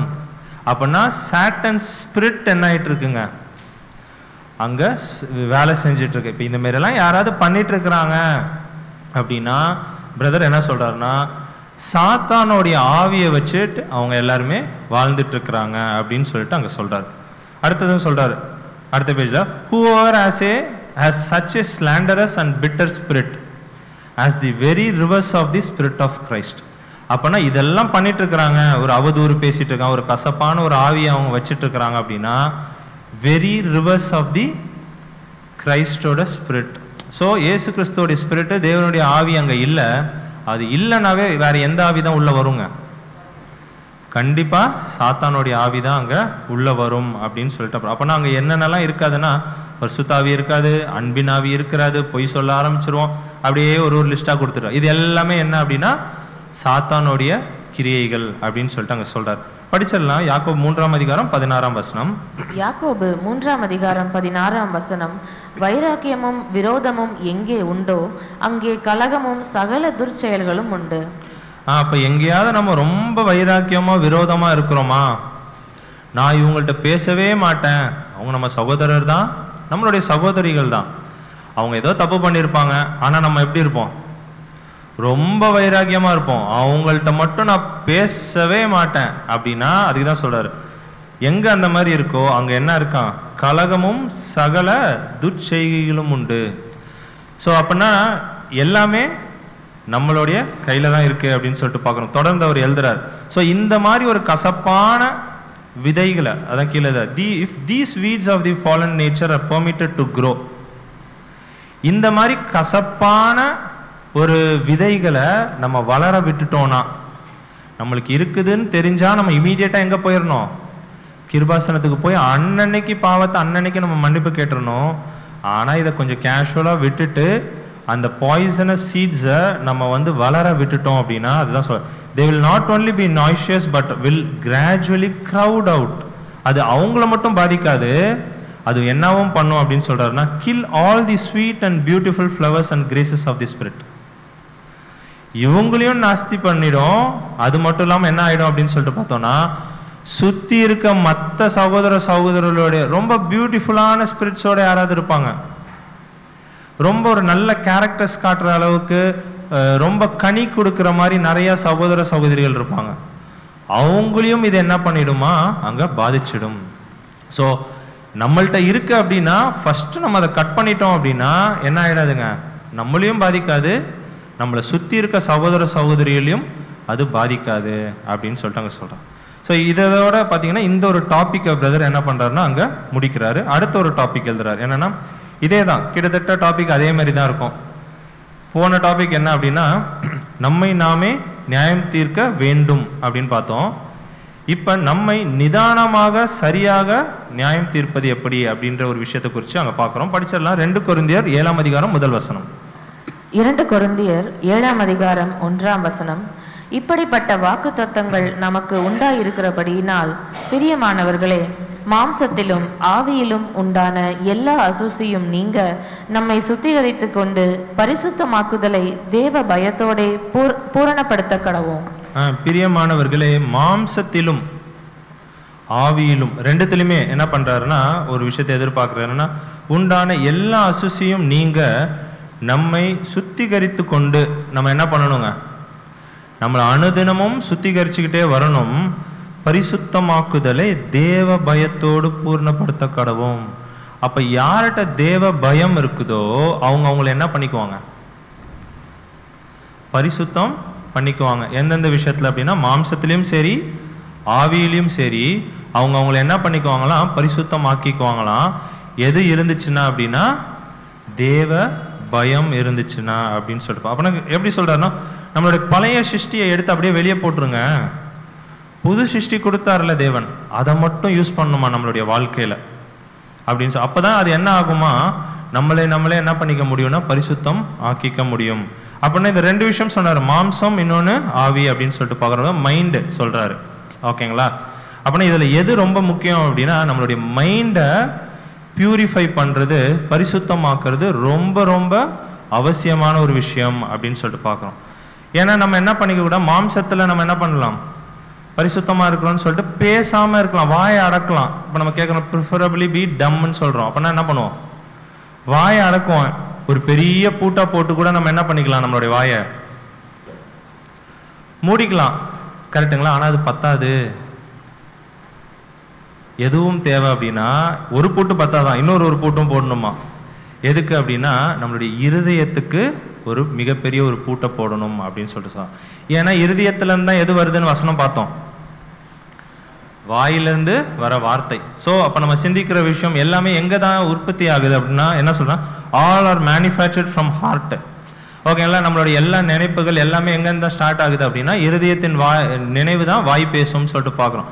ஸோ இருதயத்துக்கு, வாய்க்கு மட்டும் பூட்டு போட்டால் பத்தாது, பேசாமல் இருந்தால் மட்டும் பத்தாது. அப்போ யோசிக்கிற விஷயத்திலும் நம்ம எப்படி இருக்கணும் அப்படின்னு சொல்லிட்டு பார்க்குறோன்னா அங்கே கட்டுப்பாடோடு அங்கே இருக்கணும் அப்படின்னு சொல்லிட்டு. அப்படி இல்லைன்னா நம்ம ஓடுற ஓட்டம் டோட்டலி வெயின் அப்படின்ட்டார். ஒன்றுமே யூஸ் இல்லை, நம்ம இவ்வளோ கஷ்டப்பட்டு ஓடுறது ஒன்றுமே யூஸ் இல்லை. அப்படின்னா நம்ம சிந்திக்கிற ஒவ்வொரு விஷயத்துக்கும் அவ்வளோ முக்கியத்துவம் இருக்குது அப்படின்னு சொல்லிட்டு. அப்படின்னா நம்மளுடைய ஹார்ட்டை நம்ம என்ன பண்ணுமா, எந்த அளவுக்கு க்ளீன் பண்ண முடியுமோ அந்த அளவுக்கு டெய்லியும் நம்ம என்ன பண்ணுமா, க்ளீன் பண்ணிக்கிட்டே இருக்கணுமா. இந்த கசப்பான விஷயத்தை எல்லாத்தையும் எடுத்து என்ன பண்ணணும், வெளியே போட்டுக்கிட்டே அங்கே வரணும். அப்படின்னா தேவன் எதில் அந்த ஒரு பியூரிட்டி எதிர்பார்க்கணும், நம்மளுடைய சித்தத்தில் அந்த ஒரு பரிசுத்தத்தை எதிர்பார்க்குறாரு, இருதயத்தில், நம்மளுடைய சிந்தையில், நம்மளுடைய ஆவியில். ஸோ இந்த எல்லா விஷயத்துலையுமே அந்த ஒரு பரிசுத்தத்தை அவர் எதிர்பார்க்கறதுனால நம்ம அனுதினமுமே நம்ம என்ன பண்ணணும்னா இந்த ஒரு பியூரிஃபிகேஷன் ப்ராசஸில் இருந்துக்கிட்டே இருக்கணும் அப்படின்னு சொல்லிட்டு பார்க்கணும். இந்த மாதிரி பியூரிஃபை பண்ணி யார் ஒரு மைண்டை, ஒரு பர்ஃபெக்டான ஒரு மைண்டை எடுத்துகிட்டு வந்து காட்டுறாங்களோ அவங்களுக்கு தான் தேவன் என்ன கொடுப்பாராம், அந்த ஒரு பர்ஃபெக்டான ஒரு ஸ்பிரிச்சுவல் பாடி என்ன பண்ண போகிறாராம், அவங்க வந்து கொடுக்க போகிறார். எந்த அளவுக்கு நம்ம கிளென்ஸ் பண்ணி அந்த பியூரிஃபை பண்ணி எடுத்துகிட்டு போயிட்டு அங்கே நம்ம காட்டுறோமோ அந்த அளவுக்கு நம்மளுக்கு என்ன இருக்குன்னா அந்த ஒரு கிரீடம் அங்கே காத்துட்ருக்கு அப்படின்னு சொல்லிட்டு நம்ம பார்க்குறோம். படிச்சிடலாம், இது அப்படியே வசனத்தில் இருக்கு. என்னன்னா மத்தேயு 5:8 படிச்சிடலாம். மத்தேயு 5:8 இருதயத்தில் சுத்தமுள்ளவர்கள் பாக்கியவான்கள், அவர்கள் தேவனை தரிசிப்பார்கள். அப்படின்னா இருதயம் எந்த அளவுக்கு நம்ம பியூரிஃபை பண்றோமோ அந்த அளவுக்கு பரிசு என்ன ஆகுதுங்க இருக்குது. என்ன பரிசு? தேவனை போய் தரிசிக்கிற ஒரு விஷயம். ஸோ பிரதர் அழகா என்ன பண்றாருன்னா இந்த ஒரு வசனத்தோட மலை பிரசங்கத்தோட என்ன பண்றாருன்னா அங்கே அழகா மேட்ச் பண்றாரு. இன்னொரு வசனம் கூட படிக்கலாம். 2 தெசலோனிக்கேயர் 3:5 2 தெசலோனிக்கேயர் 3:5 கர்த்தர் உங்கள் இருதயங்களை தேவனை பற்றும் அன்புக்கும் கிறிஸ்துவின் பொறுமைக்கும் நேராய் நடத்துவாராக. அப்படின்னா இயேசு கிறிஸ்து என்ன பண்றாரா, நம்மளுடைய இருதயங்களை தேவனை பற்றும் அன்புக்கும் கிறிஸ்துவின் பொறுமைக்கும் நேராக வழிநட நம்மளை ரவுட் பண்றாரு. எங்க, எதை ஃபர்ஸ்ட் ரவுட் பண்றாருன்னா இருதயத்தை ரவுட் பண்றாரு. எங்க அப்படின்னா தேவனுடைய அன்புக்கு அங்க ரவுட் பண்றாரு அப்படின்னு சொல்லிட்டு அங்க வழி நடத்துறாரு அப்படின்னு சொல்லிட்டு நம்ம பார்க்குறோம். அப்படின்னா அந்த தேவனுடைய அன்பு எப்படி இருக்குமா தெரியுங்களா? சில கேரக்டர்ஸ்லாம் சொல்றாரு. அந்த அன்பு ரொம்ப ஜென்டிலா இருக்குமா. ஜென்டில்னா என்ன சொல்லாங்க, மென்மையான, கரெக்ட், ஓகேங்களா? ஜென்டில்மேன்லாம் சொல்லுவோம்ல, அவரை பார்த்தா எப்படி இருக்குதுங்க, அந்த மாதிரி ஒரு புது சிருஷ்டியும் என்ன பண்ணுங்க அந்த அளவுக்கு ஜென்டிலா மென்மையா இருக்கணும். அப்படின்னா நம்ம பேசுறது எப்படி இருக்கணும் பார்த்துக்கோங்க. கத்தி பேசினா கூட அவங்களுக்கு ஜென்டில்மேன்னு சொல்ல மாட்டாங்க, கரெக்டுங்களா? அப்போ அந்த அளவுக்கு நம்ம ஒரு ஜென்டிலாக இருக்கணும். மீக்னஸ், சாந்த குணம், ஒரு புது சிருஷ்டி, அந்த ஒரு அன்பு இருந்ததுன்னா இதெல்லாம் இருக்குன்றாரு. தேவனுடைய அன்புக்கு நம்மளை வழி நடத்துறாருல. ஸோ அப்போ அந்த அன்பு இருக்குது அப்படின்னா ஜென்டில்னஸ் இருக்கணும், மென்மையாக இருக்கணும், அப்புறம் சாந்த குணம் அங்கே இருக்கணும். பேஷன்ஸ், பொறுமை கண்டிப்பாக அங்கே இருக்கணும். அடுத்தது லாங் சஃபரிங், அது என்ன, நீடிய பொறுமை. நம்மளுக்கு பொறுமை வரதே கஷ்டமான விஷயம், கரெக்டுங்களா? இதில் தேவன் அங்கே என்ன சொல்கிறாருன்னா இந்த அன்பு இருந்ததுன்னா அவங்கள்ட்ட என்னவும் இருக்குமா, நீடிய பொறுமை இருக்கும். வல்லுன்னு என்ன பண்ண மாட்டோம், உளமாட்டோம், கத்த மாட்டோம், கரெக்டுங்களா? ஸோ அந்த ஒரு ஜென்டிலா, அந்த ஒரு சாந்தமா, புரியுதுங்களா? அப்படியே இயேசு கிறிஸ்துவை பார்த்த மாதிரியே இருக்கும். ஸோ அந்த மாதிரி நம்ம என்ன பண்ணணும்னா அங்கே இருக்கணும். அவங்கள குறித்து ரொம்ப அதிகமாக பேசிக்க மாட்டாங்களாம். ஓகேங்களா? இந்த கேரக்டர்ஸும் இருக்கும் அப்படின்றா. யாரை குறிச்சும் தப்பாக பேச மாட்டாங்க. திங்க் ஆஃப் நோ ஈவல், எந்த ஒரு தீமையான சிந்தை கூட அவங்களுக்கு வராதான். எது இருந்தா? தேவனுடைய அன்பு இருந்தா அப்படின்னு சொல்லிட்டு நம்ம பார்க்குறோம். படிக்கலாம் பாருங்க, ஏசாயா 30ஆம் அதிகாரம் 21ஆம் வசனம். ஏசாயா 30ஆம் அதிகாரம் 21ஆம் வசனம். நீங்கள் வலது புறமாய் சாயும் போதும் இடது புறமாய் சாயும் போதும் வழி இதுவே, இதில் நடவுங்கள் என்று உங்களுக்கு பின்னாலே சொல்லும் வார்த்தையை உங்கள் காதுகள் கேட்கும். அப்ப வலது புறமா யாராவது ஈவில் ஸ்பீக்கிங் பேசிட்டு இருந்தா, இந்த பக்கம் யாராவது நியாய தீர்ப்பு பண்ணிட்டு இருந்தா நம்மளுக்கு என்ன கேட்கணுங்க? ஆமா, எந்த பக்கமும் சாயாம வழி இதுவே. எது வழிங்க? இந்த தேவனுடைய அன்பு தான் நம்மளுக்கு வழி அப்படின்னு சொல்லிட்டு, இதிலே நடவுங்கள் என்று உங்களுக்கு பின்னாலே சொல்லும் வார்த்தை நம்ம காதில் என்ன பண்ணிட்டே இருக்கோம்? அங்கே கேட்டுகிட்டே இருக்கோம் நம்மளுக்கு. கரெக்டுங்களா? ஸோ அப்போ இந்த சைடு அவங்க யாராவது ஏதாவது தீமை பேசிட்டு இருந்தாலும் சரி, அந்த பிரதர் சிஸ்டர் ஏதாவது பண்ணிட்டு இருந்தாலும் சரி, நம்ம ஏதோ பேசுகிறாங்க, போய் கொஞ்சம் என்ன பண்ணுவோம், அந்த இடத்துல நின்று கேட்டுட்டு வருவோம் அப்படின்னு போனோம்னா நம்மளும் அதில் என்ன பண்ணிடுவோம்? விழுந்து போயிடும். ஸோ எந்த பக்கமும் சாயாமல் நம்ம கரெக்டாக என்ன பண்ணோம், அந்த ஒரு நேர் வழியில் அங்கே போகிறவர்களாக அங்கே இருக்கணும் அப்படின்னு சொல்லிட்டு நம்ம பார்க்கணும். ஸோ இதை குறித்து என்ன பண்ணுறதுன்னா இந்த ஒரு டாப்பிக்கில் பேச, அப்புறம் இன்னொரு டாபிக் இருக்குது, அதை பார்த்து இன்னைக்கு முடிக்கலாம். அடுத்தது என்ன சொல்கிறாருன்னா, அதே நியாயம் தீர்க்கிற விஷயம்தான். நானும் என்னை குறித்து தீர்ப்பு சொல்கிறது இல்லை. யாரும் நம்மளை என்ன பண்ணிக்க வேணாம், நியாய தீர்ப்பு செஞ்சுக்க வேண்டாம். என்னை நியாயம் விசாரிக்கிறவர் கர்த்தர் தான். ஸோ தேவன் தான் நம்மளை என்ன பண்ணுறாருன்னா நியாயம் விசாரிக்கிறாரு. நம்மளே என்ன பண்ணிக்க வேணாம்னா நியாயம் தீர்த்துக்க வேண்டாம். இது ஆக்சுவலாக ஸ்டார்டிங்லேயே பார்த்தோம். சில பேர் என்ன நினச்சிக்குவாங்கன்னா, ஏதாவது ஒரு தப்பு பண்ணிட்டாங்கன்னா அவங்கள ரொம்ப ஸ்ட்ரிக்டாக நியாயம் தீர்ப்பாங்க. கரெக்டுங்களா? பார்த்தோம். இல்லை ரொம்ப லீனியண்ட்டாக நியாயம் தீர்த்துக்குவாங்க. ஸோ அதுக்காக இந்த ஒரு பாயிண்ட்டை சொல்கிறேன். ஸோ அந்த மாதிரி நம்ம என்ன பண்ணிட வேணாம்னா நியாயம் தீர்த்துக்க வேண்டாம் அப்படின்னு சொல்லிட்டு என்ன ஒரு எக்ஸாம்பிள் கொடுக்குறாருன்னா, சில பேர் என்ன பண்ணுவாங்களாம், அவங்கள ஏதோ ஒரு சின்ன தப்பு தான் பண்ணியிருப்பாங்க, ஆனால் ரொம்ப போட்டு குழப்பிக்கிட்டு என்ன பண்ணுவாங்கன்னா பெரிய தப்பு பண்ண மாதிரி அவங்களே என்ன பண்ண தாழ்த்திக்குவாங்க, வெளியே வர மாட்டாங்க. இல்லைன்னா ஒரு பெரிய வஞ்சனைக்குள்ளே போகிறதுக்கு நிறைய வாய்ப்பு இருக்குது அப்படின்னு சொல்லி, அதாவது அவங்களே என்ன பண்ணிக்குவாங்கன்னா நியாயம் தீர்த்துக்கிட்டு, நான் பெரிய தப்பு பண்ணிட்டேன் அதனால் நான் என்ன பண்ண மாட்டேன், ஆமாம் எந்த ஒரு விஷயத்துக்கும் எக்லிஷா கூட நான் வரமாட்டேன். ஸோ இந்த மாதிரிலாம் என்ன பண்ணுவாங்களோ அவங்க பண்ணுற சின்ன சின்ன விஷயத்துக்கு கூட, இல்லைன்னா ஏதாவது ஒரு சகோதரன் சகோதரியை பார்த்துட்டு அந்த அளவுக்கு என்னால் ஓட முடியல, இல்லை இவர் பாருங்க இவ்வளோ நல்ல கேரக்டர் காட்டுறாரு என்னால் காட்ட முடியல அப்படின்னு சொல்லிட்டு அவங்கள என்ன பண்ணிக்குவாங்களாம் தாழ்த்திக்கிட்டு அவங்கள தப்பாக ரொம்ப ஸ்ட்ரிக்டாக என்ன பண்ணுவாங்க நியாயம் தீர்த்துக்குவாங்க அப்படின்ற அந்த ஒரு பாயிண்ட்டுக்காக அங்கே பேசுகிறார். இந்த மாரி பண்ணுறது ரொம்ப ரொம்ப டேஞ்சரு. இதை எந்த புது சிருஷ்டியுமே என்ன பண்ணிடக்கூடாதுன்னா இந்த மாதிரி நியாயம் அவங்களே தீர்த்துக்கவே கூடாது அப்படின்னு சொல்கிறார். அது இதான் ஒரு எக்ஸாம்பிள் கொடுக்குறாரு. இப்போ அந்த மாதிரி ஒரு சகோதரன் இருக்கிறாருன்னு வச்சுக்கோங்க, அவங்களே ரொம்ப ஏதாவது சின்ன தவறு தான் பண்ணியிருப்பாரு, ஆனால் என்னங்க ரொம்ப பெரிய தப்புன்னு அவங்களே நினச்சிக்கிட்டு என்ன பண்ணுவாங்க, அவங்கள என்ன பண்ணிக்குவாங்க ரொம்ப ஸ்ட்ரிக்டாக நியாயம் தீர்த்துக்கிறாங்கன்னு வச்சுக்கோங்க. ஸோ அந்தமாரி இருக்கிறவர் ஆனால் அவருக்குள்ளே பார்த்தீங்கன்னா ஒரு மேபி நல்ல கேரக்டர்ஸ் இருக்கலாம். அதுதான் சொல்கிறேன், ரொம்ப ஜென்யூனாக இருக்கலாம், பொய் பேசாமல் இருக்கலாம், ஓகேங்களா, எல்லா விஷயத்தையும் ரொம்ப ஓப்பனாக பேசுகிறவங்களாம் இருக்கலாம். ஆனால் அவங்க என்ன பண்ணிக்குவாங்களோ அவங்களே தாழ்த்திக்குவாங்க. நான் பெரிய தப்பு பண்ணிட்டேன், நான் இனிமேல் என்ன பண்ண மாட்டேன், அந்த சைடே வரமாட்டேன். ஸோ அவங்கள என்ன பண்ணிக்குவாங்களோ ரொம்ப ஸ்ட்ரிக்டாக அங்கே நியாயம் தீர்த்துவாங்க. நான் கரெக்ட் இல்லை, ப்ராப்பராக நான் இல்லை, நான் இதுக்கெல்லாம் எலிஜிபிள் இல்லை, நான் ரொம்ப தப்பாக இருக்கிறேன் அப்படின்னு சொல்லிட்டு அவங்கள என்ன பண்ணிக்குவாங்களாம் செய்கிற சின்ன சின்ன விஷயத்துக்கு கூட என்ன பண்ணுவாங்களாம் அவங்களே நியாயம் தீர்த்துக்குவாங்களாம். ஆனால் ஆக்சுவலாக அவங்களுக்குள்ள பார்த்தீங்கன்னா ரொம்ப ஜென்யூனான ஒரு கேரக்டர் இருக்குமா, போய் பேச மாட்டாங்க, ரொம்ப உண்மையாக இருப்பாங்க, ஓப்பனாக இருப்பாங்க. இப்போ இங்கே தான் கேள்வி கேட்குறாரு, என்னன்னா எந்த கேரக்டர் தேவனுக்கு பிடிக்கும்? ரொம்ப ஜென்யூனாக ஓப்பனாக அவங்க தப்பு செய்கிறாங்க இல்லைன்னு சொல்ல, ஆனால் ரொம்ப ஜென்யூனாக இருக்கிறாங்க, போய் பேச மாட்டேங்கிறாங்க, ரொம்ப ஓப்பனாக இருக்கிறாங்க. அப்போ தேவனுக்கு எந்த கேரக்டர் பிடிக்கும்?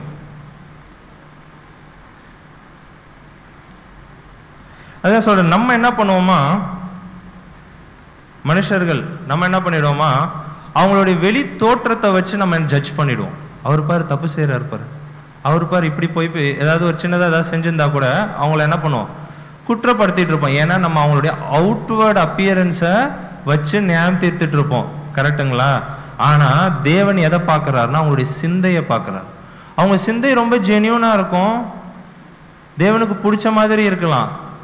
நம்ம என்ன பண்ணலாங்க, விழுந்து விழுந்து எக்லீஷால வேலை செய்யறோம்னு வச்சுக்கோங்க. ஒரு எக்ஸாம்பிளுக்கு சப்ஜெக்ட்ஸ் எல்லாம் பேசுறோம், எல்லா வேலையுமே செய்யறோம் விழுந்து விழுந்து, ஆனா பொய் பேசுறோம். எது தேவனுக்கு பிடிக்கும்? ஜென்யூனா இருக்கிறது, ரொம்ப ஓப்பனா இருக்கிறது. ஓகேங்களா? பவுல் கூட சொல்றாருல, எல்லாமே எப்படி இருங்க, திறந்த இருதயமா இருங்க, ரொம்ப ஓப்பனா இருங்க. எதுக்கு மறைக்கிறீங்க? யார் அவங்க? உங்க ஃபேமிலி மெம்பர்ஸ், சகோதர சகோதரிகள், அவங்கள்ட்ட போய் ஏன் மறைக்கிறீங்க?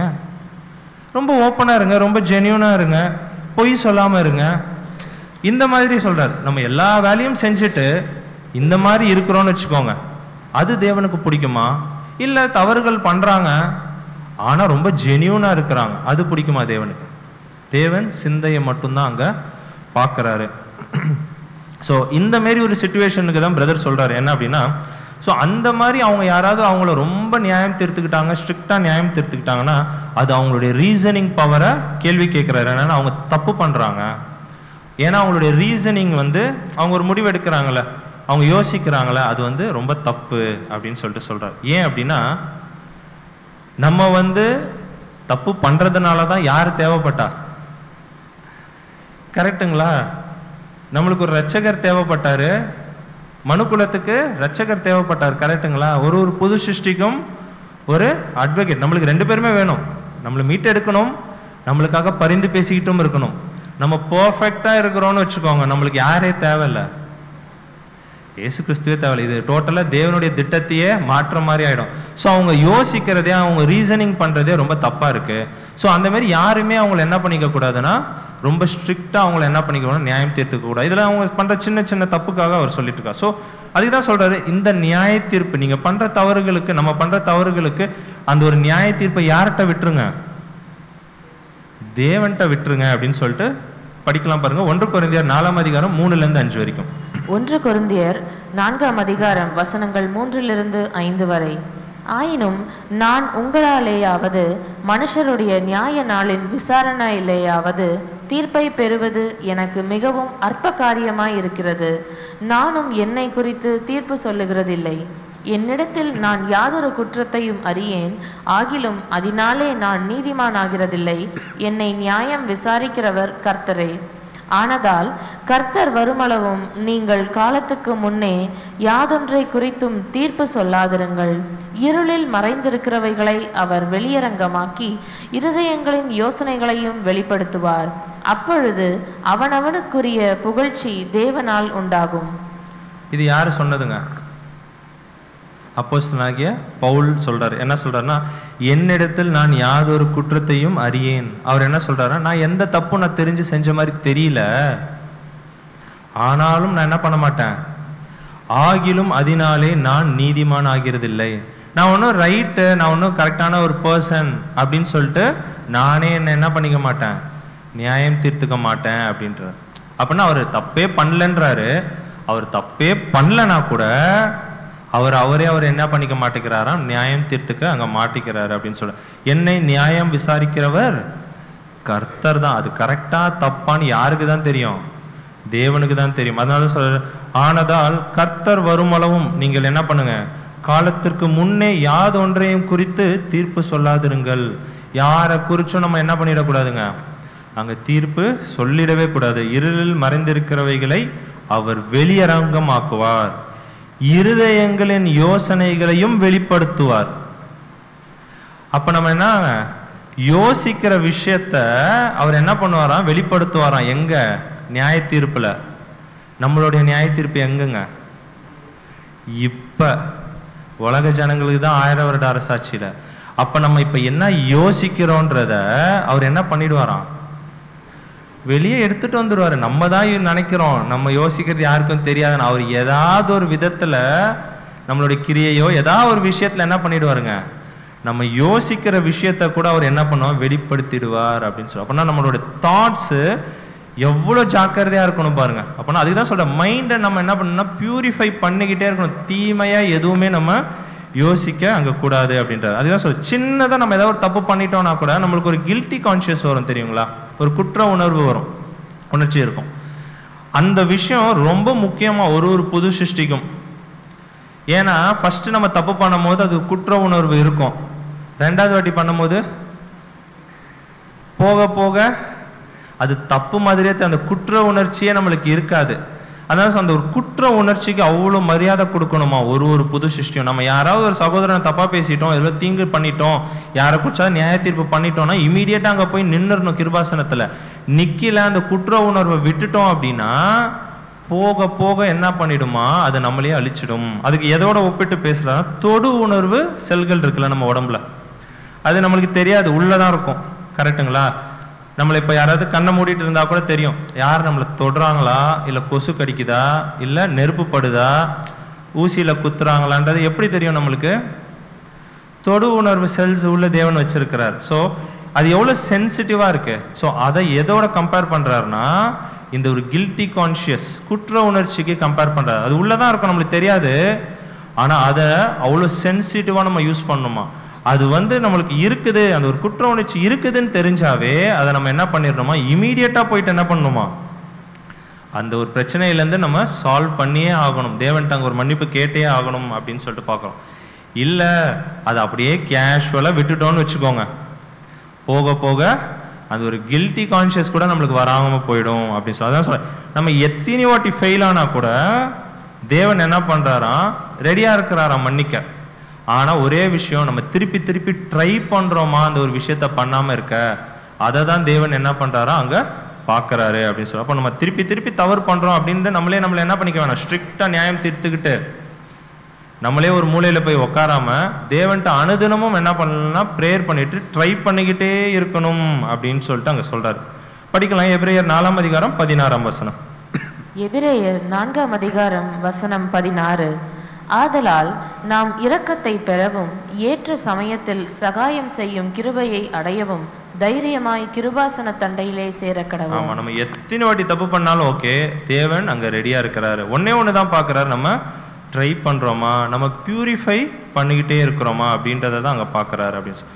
இதுல இன்னொரு பாயிண்ட்டும் ஆட் பண்றாரு. என்னன்னா, சரி மைண்ட்ல தானே பெர்ஃபெக்ஷன் வேணும், மாம்சத்தை என்ன பண்ணலாம் அப்படியே விட்டுறலாமா அப்படின்னா, அதுலேயும் முடிஞ்ச வரைக்கும் நம்மளால எந்த அளவுக்கு பரிசுத்தத்தை காட்ட முடியுதோ அந்த அளவுக்கு நம்ம காட்டணும்.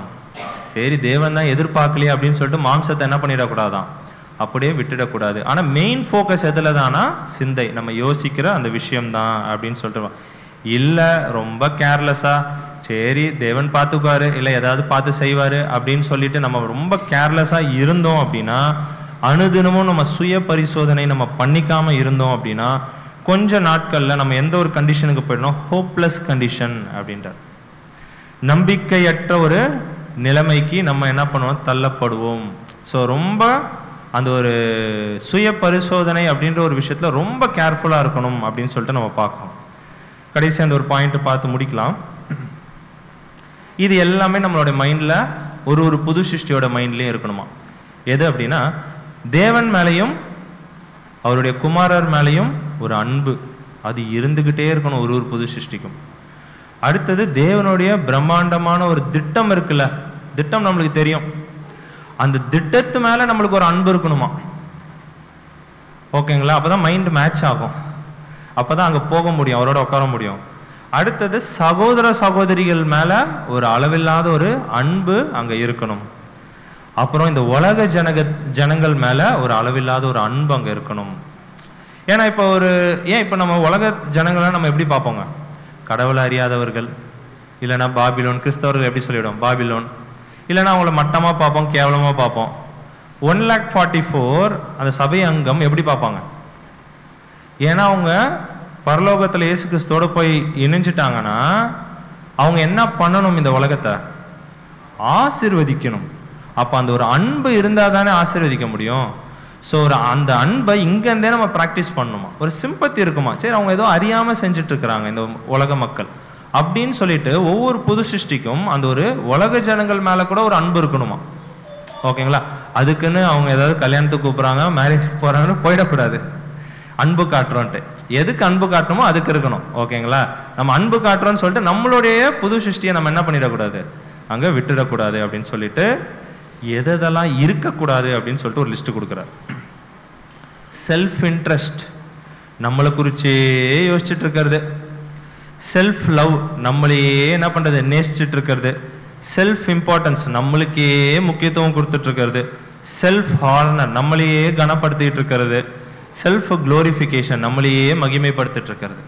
ஸோ இந்த மாதிரி எந்த ஒரு விஷயமுமே புது சிருஷ்டிகள்கிட்ட இருக்கக்கூடாது அப்படின்னு சொல்லிட்டு, முக்கியமாக இதில் யாரெல்லாம் விழுவாங்கன்னா, எல்டர்ஸ் இருக்காங்கல்ல, சபையை வழி நடத்துகிறவங்க, அவங்க ஈஸியாக இதில் விழுந்துருவாங்களாம்.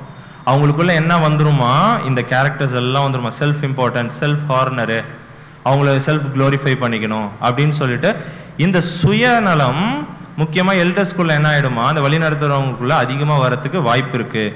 அப்படி வந்துடுச்சுன்னா அவங்கள சுற்றி இருக்கிறாங்கல்ல, அவங்களையும் அது என்ன பண்ணிடுமா, சேர்ந்து பாதிச்சிடும். ஸோ இது எதுவுமே நம்ம என்ன பண்ணக்கூடாதுன்னா வராமல் அங்கே பார்த்துக்கணும் அப்படின்னு சொல்லிட்டு அங்கே சொல்கிறாரு. கடைசி அந்த ஒரு வசனத்தை வாசிக்கலாம். 1 தீமோத்தேயு 6ஆம் அதிகாரம் 4லிருந்து 6ஆம் வசனம் வரை. 1 தீமோத்தேயு 6ஆம் அதிகாரம் வசனங்கள் 4லிருந்து 6 வரை. அவன் இருமாப்புள்ளவனும் ஒன்றும் அறியாதவனும் தர்க்கங்களையும் வாக்குவாதங்களையும் பற்றி நோய் கொண்டவனுமாயிருக்கிறான். அவைகளாலே பொறாமையும் சண்டையும் தூஷணங்களும் பொல்லாத சம்சயங்களும் உண்டாகி, நோய் வந்துச்சுன்னா இதெல்லாம் நம்மள்ட்ட இருக்கும் அப்படின்றாரு. படிக்கலாம் சிஸ்டர். கெட்ட சிந்தையுள்ளவர்களும் சத்தியமில்லாதவர்களும் தேவ பக்தியை ஆதாய தொழிலென்று எண்ணுகிறவர்களுமாய் இருக்கிற மனுஷர்களால் உண்டாகும் மாறுபாடான தர்க்கங்களும் பிறக்கும். இப்படிப்பட்டவர்களை விட்டு விலகு. போதும் என்கிற மனதுடனே கூடிய தேவ பக்தியே மிகுந்த ஆதாயம். அப்போனா தேவன் நம்மளுக்கு எதை கொடுத்துருக்கிறாரோ அதோட நம்ம என்ன பண்ணணும், சந்தோஷமா என்ன பண்ணணும்னா இருந்துக்கிட்டு அந்த ஒரு வாழ்க்கையை வாழ நம்ம பார்க்கணும் அப்படின்னு சொல்லிட்டு பார்க்குறோம். இதில் என்னென்ன பார்த்தோம்னா, மெயினாக செல்ஃப் டெஸ்டிங், ஓகே, சுய பரிசோதனை அனுதினமும் நம்ம இதை பார்த்துக்கிட்டே இருக்கணும். அதில் என்ன பண்ணணும் அப்படின்னா, மைண்ட் என்ன பண்ணிடணுங்க, பியூரிஃபை பண்ணிக்கிட்டே இருக்கணும். ஹார்ட் பிளாங்காக இருந்தால் என்ன பண்ணிடணும், இமீடியட்டாக கிருபாசனத்துக்கு ஓடி போயிடணும். சரி, மைண்டு தானே தேவன் பார்க்குறார் அப்படின்னு சொல்லிட்டு ஃப்ளெஷ்ஷை விட்டுடலாமா அப்படின்னா, அதுலேயும் எந்த அளவுக்கு நம்ம பரிசுத்தமாக இருக்க முடியுமோ அந்த அளவுக்கு நம்ம இருக்கணும் அப்படின்னு சொல்லிட்டு இந்த ஒரு 3 டாபிக்ஸை வந்து பிரதர் எழுதியிருக்காரு. அடுத்த வாரம் 15ஆம் தேதி தேவனுடைய சித்தம் இருந்தால் என்ன பண்ணால் அடுத்த ஒரு டாபிக், அதே சாப்டர் தான்.